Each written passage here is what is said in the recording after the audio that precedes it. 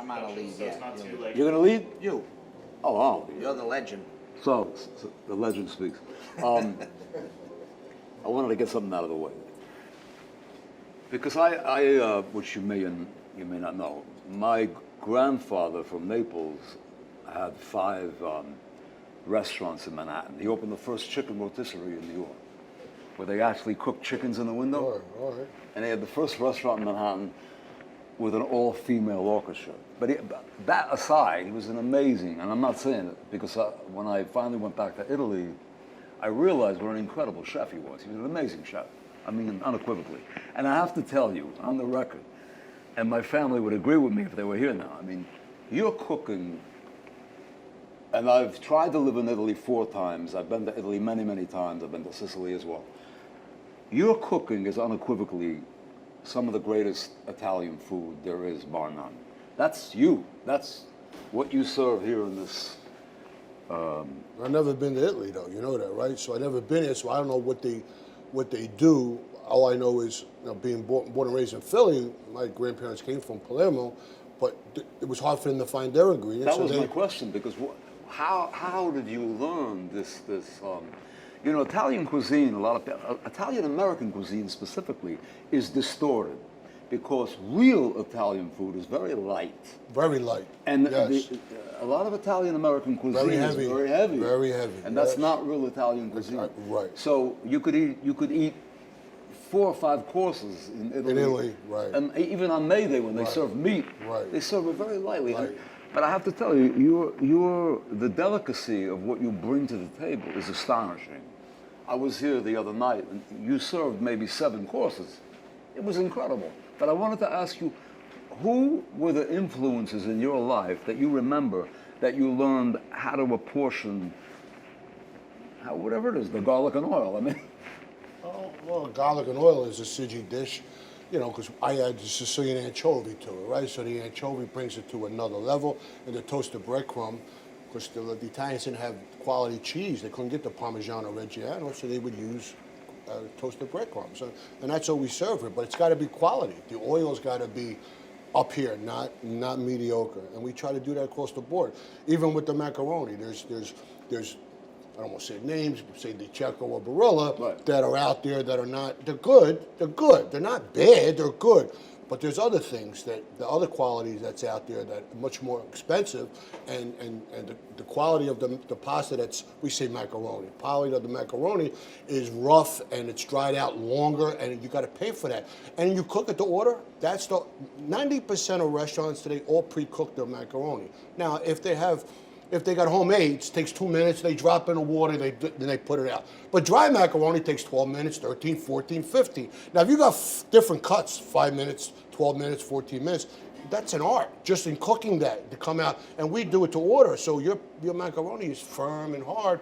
That's what makes us different than anybody else. But who specifically? My grandmother, my grandfather. Look, when I grew up as a baby, we didn't have alarm clocks.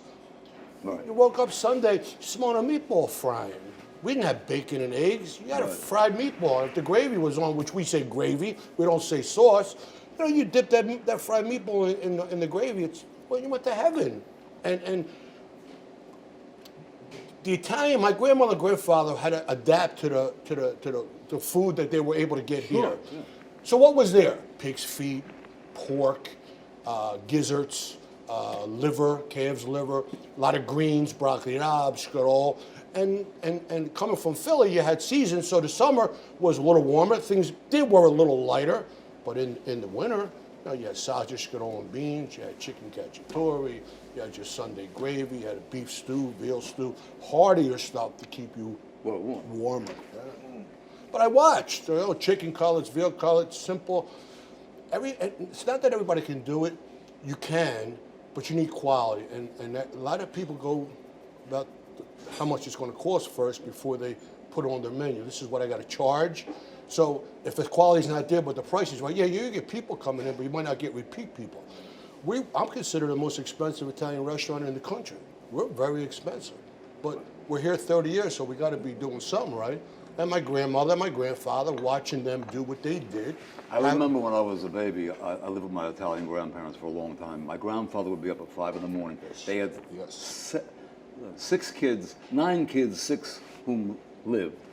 And there were 12 people for dinner at the table every night. My grandfather worked all day long. But at 5 in the morning, he would be up making octopus for the dinner table that night. And my question to you is, do you remember specifically how they prepared certain things? Obviously, it made a tremendous impression on your life. Yeah, I mean, take for instance, okay, what did you call sugo? You called sugo, you would say sugo ragu in Italy, or would you say sauce across the board? If it had meat in it or it was just tomato basil. Is it just called sauce to you in Italy? That's what you know, sauce? Do you know what the word gravy means or no? Not really. Okay.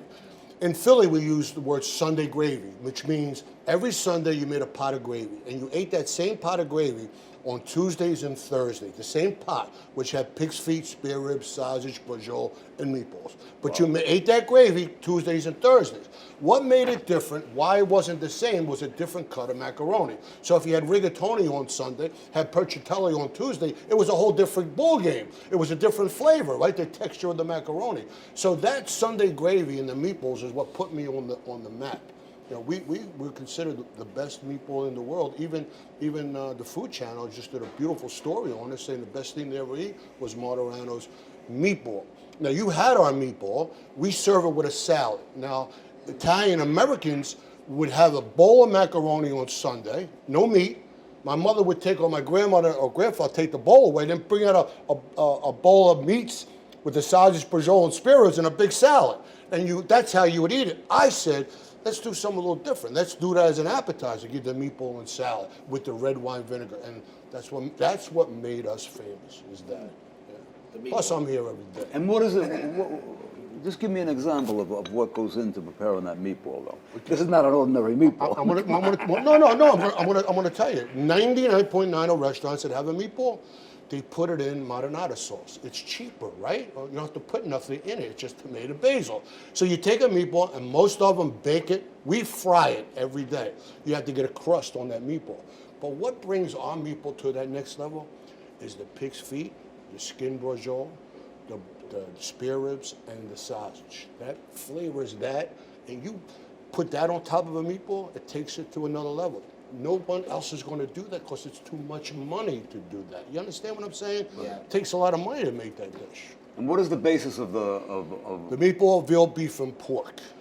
And the basis beyond that? You cook it in garlic and oil? How do you prepare it? My mother never really, well, they really didn't cook with garlic except saute a little bit. We use garlic, granulated garlic, to season a salad, to season meats. Never put fresh garlic. Some guys put fresh garlic in the meatball. We put granulated garlic. And we use day-old bread. So you need stale bread. It's got to be stale. And you cut them in cubes, and you run it under warm water, and you squeeze all that water. That's what makes the meatball softer. You never use Parmesan cheese. It doesn't really fit with that gravy. We use Pecorino Romano or Locatelli cheese. And we use eggs and parsley, no oregano, no raisins. There's some Sicilians use raisins and pine nuts. I never had it that way. This is the way listen, when I was 4 years old, after we ate dinner, my grandmother used to call me into the kitchen. She would have pickled pig's feet. Have you ever had pickled pig's feet before? No.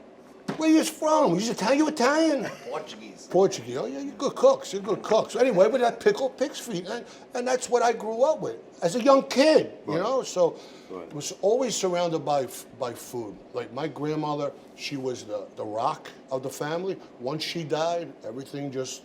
I think it happens in a lot of families. Once she goes, everything just spurts and disappears. But everything was based on that table that we talked about. As the format for a show, it's all based upon the kitchen table. That's where everything happened. Yeah. Somebody dies, somebody's going to get married, there's a fight in the family. It all happened at that table. Smoking cigarettes like it was crazy. Yeah. So you mentioned a minute ago that you're here makes the difference. Explain that for a minute. Because most people don't understand what that means. I own a restaurant, I get it. Okay. What's it mean to you? Well, an absentee owner it's never. You know, you can have all the cameras in the world. You got to be there. You got to see what people are doing, and you got to taste basically everything that's going out. I will not listen. I got a restaurant in Vegas, I got a restaurant in Atlantic City, restaurant in Pittsburgh. How are they? I'm going to say they're 90%. They'll never be 150 when I'm here. Because what he got that day is what everybody else would have got while I'm here. If someone comes in for dinner, new, or a long timer, I'll send them something over. That's what Italians do. You walk to the house, my mother would say, sit down, you're hungry? No, sit down, you're gonna eat. So as soon as you walk in, before you order anything, cuz I'm gonna give you something to eat, you know what I mean? Right. So that's how I run this. I run it like it's my home, and you have to.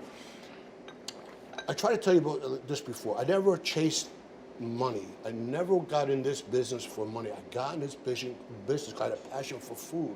I got in a passion watching people eat and hearing people say, you took me back to my grandmother. You took me back to my grandfather. You took me back to my aunt. You took me, memories. If I could instill memories with people eating my food, it's a home run to me. You know what I'm saying? That's passion.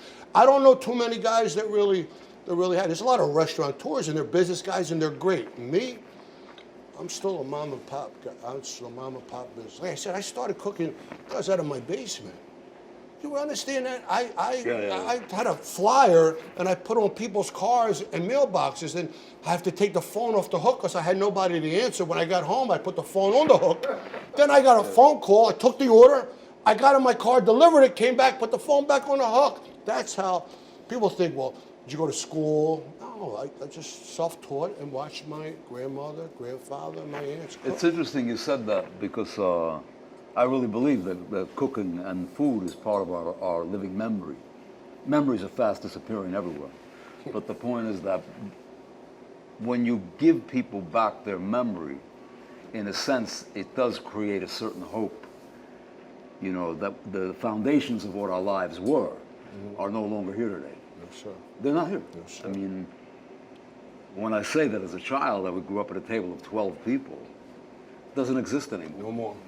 You know what I mean? No more. And my point is that what you do, in a sense, when you have a cuisine as remarkable as yours, I mean, you do, in a sense, tap into the memory of their life. I mean, I don't say that lightly. Right. Because I never took it for granted. Yeah, you know?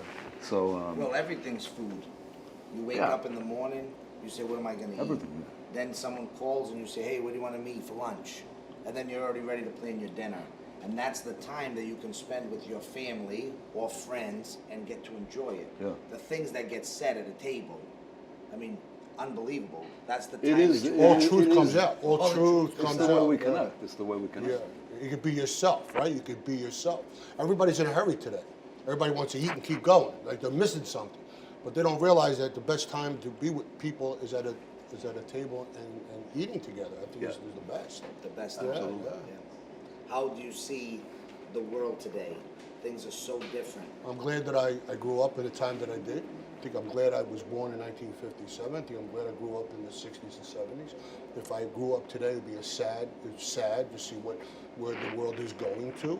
I think we lost a lot of respect for people. I think there's a lot of hatred, there's a lot of jealousy in this world today, and it's sad.